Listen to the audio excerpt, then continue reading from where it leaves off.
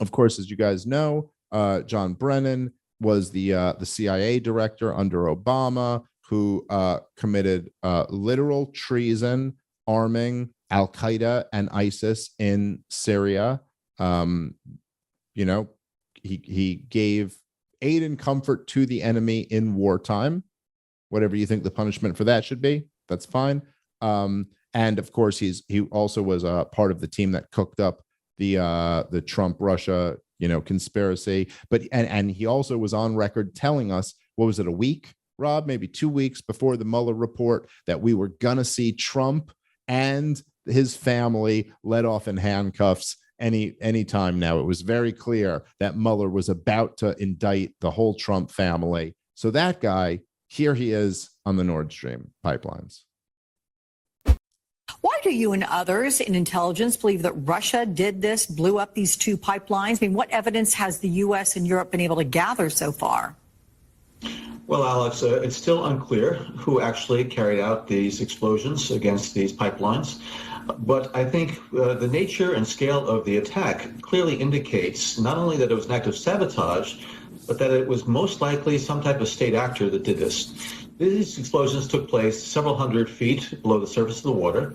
It involved several hundred pounds of explosives as well. And so 3 of these pipelines were struck by what looks like 4 explosions. So again, it had to be a state actor that maybe had some underwater robots or others that placed these explosives. So I do think that the most likely suspect at this point, but according to many, is Russia, as a way to signal to Europe that it has this capability. And not because these pipelines were pumping gas, they weren't. But there are other pipelines that go into continental Europe, into the UK from Norway. I think there are 7 underwater pipelines that do that right now. And there's also a lot of undersea communication cables. So is this part of Russia's efforts to intimidate and try to bully Europe into relaxing or reducing its support to Ukraine? So I do think this investigation, I hope to think that it's going to identify who actually was responsible. But at this stage, Russia does seem to have the motivation. I do not believe that any NATO country would have carried out these attacks. Yeah. So you say it's likely a state actors. So that's that's what we've got from Brennan. So he's asked point blank, why is it that you and the entire intelligence community say that this was Russia? What evidence do you have for that? And his response is, well, we have evidence that it must have been a state actor, which is, I think, true. That there's probably no one other than a government who's going to blow up this type of shit underwater this way. And then he goes, and it seems to be Russia, to send a message to Europe. We could blow up our own pipeline like this. Imagine what we'd do to you. It's like if you had a fucking black eye and you were like, oh, who did this? And I go, well, it seems to have come from a fist. And my guess is that it was Rob, just to send a message to everybody else that, like, if I punch myself in the face, just imagine. I'm crazy. I'll do it. Yeah, just imagine what I fucking do to you if I did this to myself. I mean, all right. I guess it's not impossible, but just on the evidence we've been given, it seems like if you had a black eye, it seems like the least likely person to have punched you in the face would be you.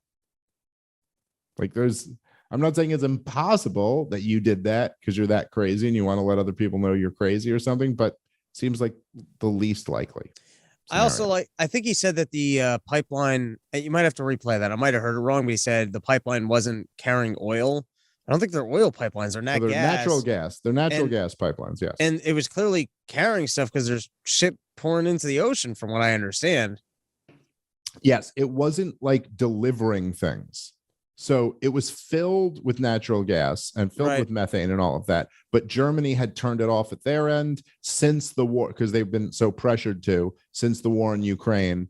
Nord Stream 2, I believe, was the one they were using. That had been turned off. But the issue, as I talked about on the previous podcast, the thing is that Germany now, it was also about a decade ago, I think, they like put these heavy restrictions on nuclear and like really moved away from that. And they're going full in on the like climate change, insane, sustainable energy shit, and they don't have nearly enough energy for their people, and they're coming into winter now.